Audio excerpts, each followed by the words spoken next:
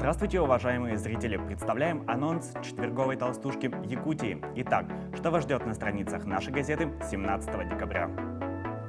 И снова о переправе. Ледовая переправа не дом, который построили и просто живут.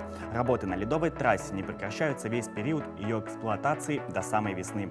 О состоянии переправы в условиях нынешней теплой зимы читайте в материале Виталия Андрианова.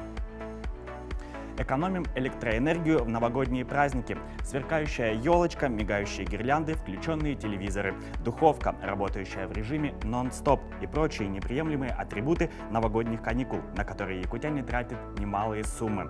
Как сэкономить на электроэнергии? Якутия дает простые советы бережливой семье.